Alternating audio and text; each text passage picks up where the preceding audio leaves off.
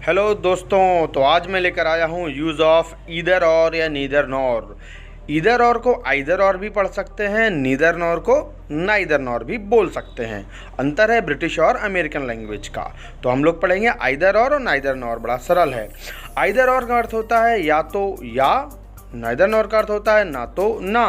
अब हम आपको एग्जाम्पल में समझाएं। ये ऑप्शनल सेंटेंस होते हैं। जैसे मान लीजिए आप मेरे घर पर आए हो, मैं आपसे कहूँ आप चाय पियेंगे या कॉफ़ी। आइदर टी और कॉफ़ी का अर्थ है या तो चाय या कॉफ़ी। नाइदर टी और नॉर टी, इसका अर्थ है ना चाय ना कॉफ़ी। आइदर के साथ और आएगा और नाइदर के साथ नॉर आएगा। जैसे मान लीजिए एग्जाम्पल में हम समझाते हैं आपको, या तो तुम या मैं। मुझे कहना है या तो तुम या मैं, या तुम जाओ या मैं जाऊं या कुछ भी। तो आइदर यू और आई। यदि मैं दो चीज़ें रखी हुई हैं सामने, मैं कहूँ या तो ये वाला या वो वाला, अर्थात या तो ये या वो, आइदर दिस वन और दैट वन। अगर मैं कहूँ ना तो तुम और ना ही मैं, तो नाइदर यू नॉर आई। ना तो ये वाला ना ही वो वाला, neither this one nor that one, है ना। कुछ और एग्जाम्पल्स लेते हैं ताकि आपको अच्छे से समझ में आ जाए। जैसे मैं कहूँ या तो तुम जाओ या मैं, प्रेजेंट इंडेफिनिट टेंस है तो बोलेंगे आइदर यू गो और आई। आइदर यू गो और आई। ये तो रमेश जाएगा या सुरेश, ये फ्यूचर में है तो आइदर रमेश विल गो और सुरेश। यहाँ मैं बता दूँ आइदर और का यूज़ कैसे किया जाता है। यदि वाक्य में दो सब्जेक्ट हों तो आइदर सब्जेक्ट लगा दीजिए और के बाद फिर एक सब्जेक्ट लगा दीजिए। जैसे आप देख सकते हैं सेंटेंस है या तो तुम जाओ या मैं, तो यहाँ पर तुम और मैं दो सब्जेक्ट हैं, वर्ब एक ही है जाना। तो यहाँ पर सबसे पहले यूज़ करेंगे आइदर यू गो और आई, अर्थात आइदर के बाद सब्जेक्ट आया यू, फिर और के बाद सब्जेक्ट आया आई। इसी प्रकार दूसरे सेंटेंस में देख लेते हैं, या तो रमेश जाएगा या सुरेश। इसमें देखिए आप वर्ब एक ही है जाना और सब्जेक्ट कितने हैं, दो, रमेश और सुरेश। तो याद रखिए बनेगा आइदर रमेश विल गो और सुरेश। आपको गौर करना है आइदर के बाद एक सब्जेक्ट आया है और के बाद एक सब्जेक्ट आया है। समझ में आया ना। यदि वाक्य में दो सब्जेक्ट हैं तो इस प्रकार से होगा। यदि वाक्य में सब्जेक्ट मान लो एक ही है और वर्ब्स दो हैं, जैसे मैं कहूँ या तो गाना गाओ या डांस करो। जैसे कभी हम गेम खेलते हैं तो ऑप्शन देते हैं या तो गाना गाओ या डांस, अर्थात ऑप्शनल सेंटेंसेस ही हैं ये।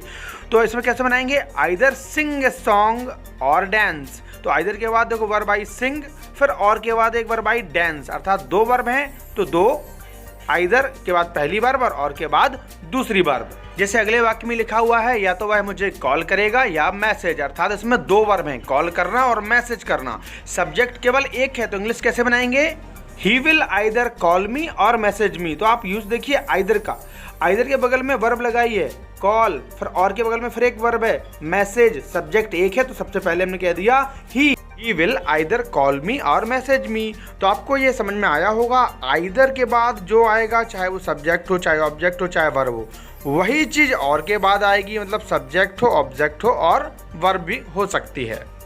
Here are some more examples. आप देख सकते हैं जैसे मैंने पहला दिया है चाय या कॉफ़ी, मैंने बताया हुआ है आइदर टी और कॉफ़ी, ना चाय ना coffee, neither T nor coffee. यहाँ मैं एक बात क्लियर करना चाहूँगा, आइदर और नाइदर का यूज़ सेम प्रकार से होता है, बस इसकी हिंदी जो होती है वो या तो या और नाइदर नॉर का अर्थ है ना तो ना, बस इतना अंतर है, बाकी तरीका वही है। तो अगला एग्जाम्पल देख लेते हैं, मैं या तो हिंदी सीखूंगा या Marathi. I learn either Hindi और मराठी। मैं ना तो हिंदी सीखूंगा ना ही Marathi. I will learn neither Hindi nor Marathi. Either लगा दो या नाइदर लगा दो, या तो या ना तो ना। अब अगला एग्जाम्पल है, मैं ना तो मुंबई जाऊंगा और ना ही बेंगलोर।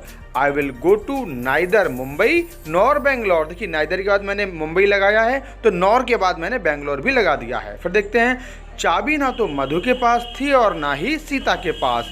तो neither Madhu nor Sita had the keys. Neither के बाद मैंने मधु लिखा है, फिर नॉर के बाद सीता, अर्थात दोनों ही सब्जेक्ट हैं। तो नाइदर के बाद एक सब्जेक्ट और एक नॉर के बाद एक सब्जेक्ट। फिर है ना तो राधा काम पर आई और ना ही Madhu. Neither Radha nor Madhu came for the work. किराएदार ना तो किराया देता है और ना ही मकान छोड़ता है।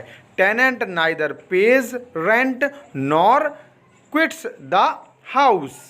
नेक्स्ट है, किराएदार को या तो किराया देना चाहिए या मकान छोड़ देना चाहिए। तो इंग्लिश बनाएंगे, टेनेंट शुड आइदर पे रेंट और quit the premises. Premises means होता है जगह। तो आप देख सकते हैं कि आइदर के बाद मैंने पे लगाया हुआ है तथा और के बाद मैंने क्विट लगाया हुआ है, अर्थात आइदर के बाद भी एक वर्ब है और के बाद भी एक वर्ब है। तो आइदर के बाद या तो वर्ब होगी, जो भी आइदर के बाद होगा वो और के बाद भी होगा। अगर वर्ब है तो वर्ब कर दो, सब्जेक्ट है तो सब्जेक्ट कर दो, ऑब्जेक्ट है तो ऑब्जेक्ट कर दो। कहने का अर्थ आइदर के बाद यदि सब्जेक्ट है तो और के बाद भी सब्जेक्ट ही आना चाहिए, अगर ऑब्जेक्ट है तो ऑब्जेक्ट आना चाहिए, और वर्ब है तो वर्ब आनी चाहिए। कुछ और एग्जाम्पल्स देख लेते हैं।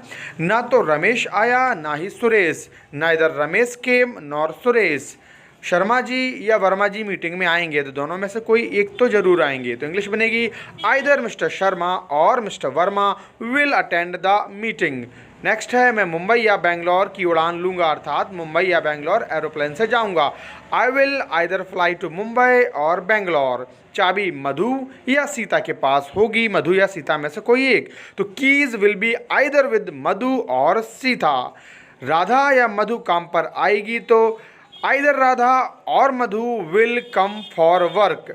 तो मैं उम्मीद कर रहा हूँ कि आप लोगों को आइदर और नाइदर नॉर का यूज़ क्लियर हो चुका होगा। मैं आपको एकदम ग्रामेटिकल करेक्ट पढ़ा रहा हूँ। ग्रामर में जो सबसे करेक्ट होता है वही यूज़ मैं आपको बता रहा हूँ कि आइदर और नाइदर का यूज़ किसके बगल में करेंगे। जनरली आप और भी सेंटेंस देख सकते हैं, उनमें हो सकता है कि आपको ये वाला जो मैंने तरीका बताया है वो ऐसा ना हो, लेकिन मैं आपको 100% ग्रामेटिकल तरीके से बता रहा हूँ। यही तरीका है आइदर और नाइदर और नॉर का यूज़ सही रूप में ऐसा ही करते हैं। सब्जेक्ट और ऑब्जेक्ट या अदर वर्ड जो भी हैं उनके बगल में कैसे रखा जाता है मैंने आपको बता दिया है। तो उम्मीद करता हूं कि आपको ये वीडियोस अच्छी लग रही होंगी। यदि अच्छी लग रही हैं, कंटेंट पसंद आ रहा है तो प्लीज़ लाइक कीजिए, शेयर कीजिए, सब्सक्राइब कीजिए और देखते रहिए crazy for English by Aditya sir. धन्यवाद। Thank you everyone.